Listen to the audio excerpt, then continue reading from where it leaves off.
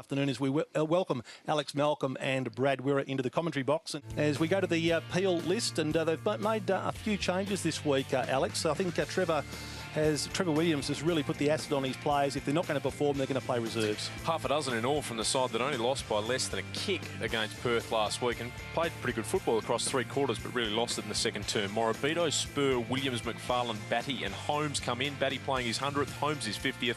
Wilson, Garlett, Herring, Thornton, Gillum, Murdoch, all out. Wilson the only one injured.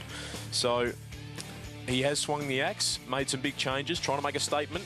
Good to see Morabito back playing seniors. And we get a first look at Lee Spur, who's on Fremantle's list, a 24-year-old, a Queenslander who came via the Sandful.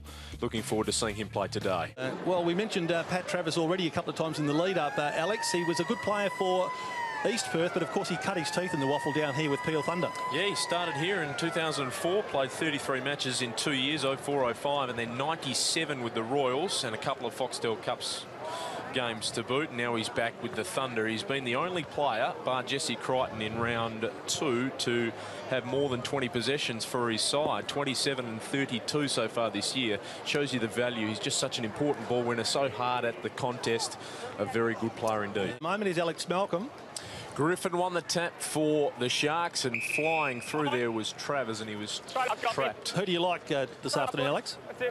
The Sharks for me, they're a terrific touch. What about you, Brad? I'm going against the tide and going with Spinner with Peel. Okay, the Sharks for me. Lycett and Griffin on West Coast and Fremantle's list respectively. Good to see Morabito back, and he sends Peel high inside the 50, and they get an early mark through Brendan Hancock. Another Royal who's made the journey down the freeway. And that is a good catch. Really good catch. Probably lucky the umpire was on the other side, because as we saw there, a little bit of jumper holding, but make your own luck. This would be a great start for the Thunder. He only kicked 22 goals in his 129-game career with the Royals, yet to kick a goal for his new club. No better time to start than now. And Peel strike first. 17th in his career for East Fremantle, Kobe Stevens. Gabriel tumbles the ball towards half forward. His forks caught well by Young. And now Brock O'Brien. Back to Boyle. He's got men on in the middle. Decided to go by hand to Dodd, who just kicks to space at centre half forward. Can Teakle get there? He's got 2 to beat here. Showed good toe. Got it back to Menegola, who can line them up here. He winds up from 51. That is a thumping effort. What a magnificent finish that is. Menegola gets his first. And the lead's out to 15 points.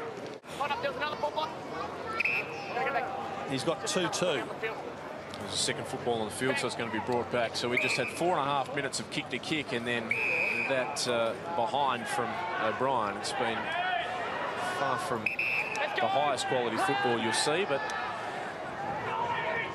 it's still been an entertaining arm wrestle nonetheless. Jones up the middle to Ozell. He's got Jones still running, but Ozell goes with his non-preferred, and that's a great kick. Howlett sit here for Holmes nicely, who came out on a long lead. His kick's awful. And Stephen, in the right place at the right time, is there to chop it off. And now Brown, McGough, and the run of Menegola through the middle with a penetrating ball deep. Big fly from behind by Johnston. Got a fist to it. Griffin tries to stand up in the tackle there from McFarlane. Teakle's there, taps it out the back. Duffy, can he finally finish? He's already kicked 2 behinds. This was the toughest shot, and he threads it through for a goal. To Kobe Stevens, who's marked at right half-back, right where the defensive 50-metre line attaches itself to the boundary line.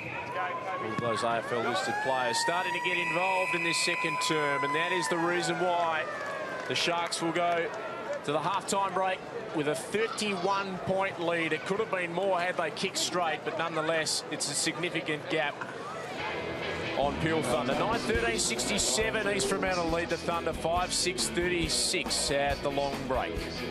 It's probably old-fashioned, Alex, but when you're 5 goals down, you've got to go back to the basics, one-on-one, get yourselves back on an even keel, get yourselves back into the contest, and then start working out how you're going to start eroding the lead of the opposition and get yourselves in front.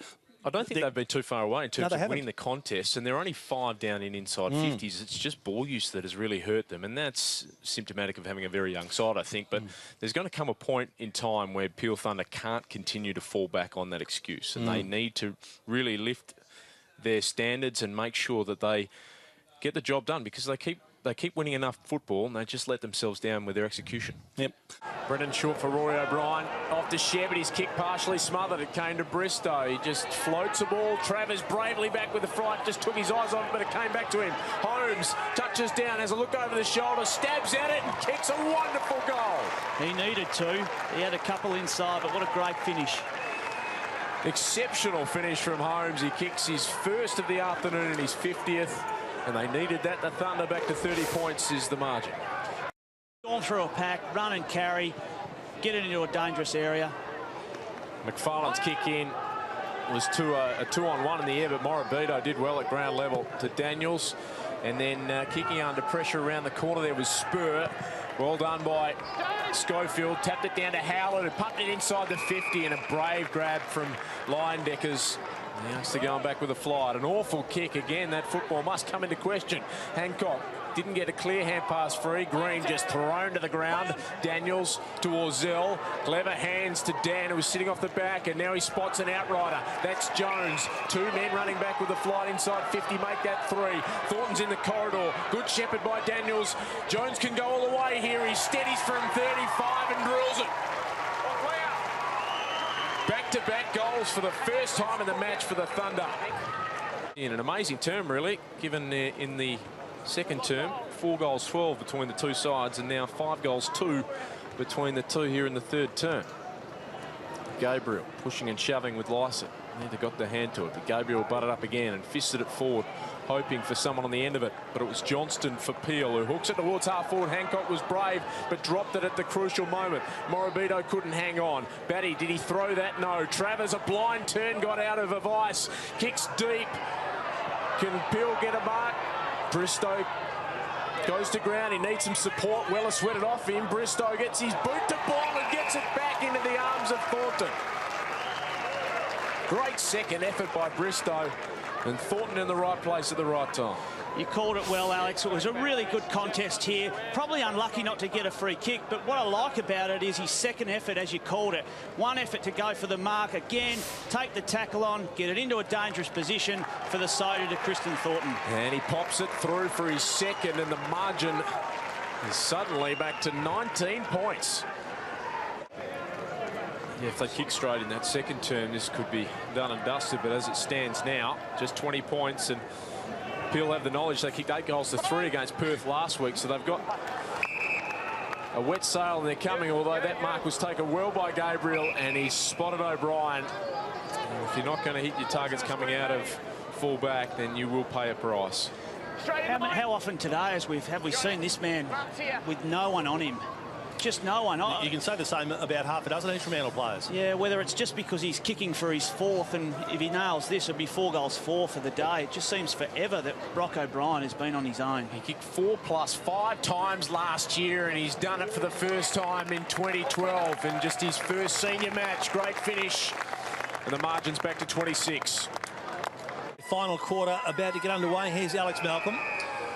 Peel with the 8 of the breeze. They're down by 36 points. Can they start sharply and perhaps send some heart flutters through the Sharks camp? Good attack by Griffin. Got the tap forward. Travers has been terrific. That's his 27th possession. McGough's kick ricocheted off the shin of Dan. Menegola had a fabulous third term, but he was beaten to it there by Dan, who drills it inside the 50 onto the chest of Batty. It's exactly the start they wanted. I tell you what, they play a very, very good 20 seconds. The first 20 seconds of every quarter is brilliant. Great endeavour here by Dan. He's been impressive since when Trevor Williams has moved him up the ground. I think he started on a wing and actually played a little bit on ball. He's been super impressive. Now, they have moved Lee Spur up forward, so a few positional changes. I quite like that option of getting Spur forward. 3 goals today for Batty. This for his 4th and for his 99th of his career. Really a more important one. And that's the start they needed. It's been fantastic. Brown back to Dalziel. Another stat for him. Good hands forward to McGough. Morabito gives chase. McGough's kick He's well placed, and Griffin's been terrific as well. Some good signs for Fremantle out here today.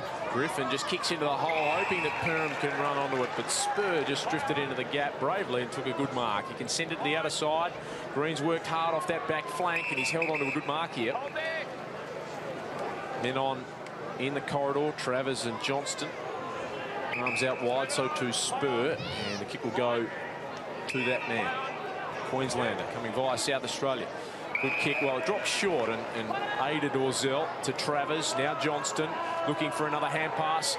Gives it off to Morabito, who can send a probing ball deep. Weller was taken out of it, drifting across in front. Good grab, Holmes. Well, one of the few times that they've kicked it in nice and long. Really good passage of play. But one-on-one all across the defence and forwards, and beautiful across the front pack mark. Anthony Morabito, boys, just coming off. Just when he kicked that last footy, he just sort of landed awkwardly on his left knee, the one that's got the bit of strapping around at the moment. So I hope he hasn't hurt that. He's played well. Holmes has pulled this left. It was tight to the post, but he snuck it through for his second in his 50th game. It's not a bad return, given some of the service that has been provided to him from his midfield. A lot of very tired bodies out there. It's been a warm day. Shepherd's kept running, though. He's had a good second half, being pursued by Dan. What a great kick that is for Perham.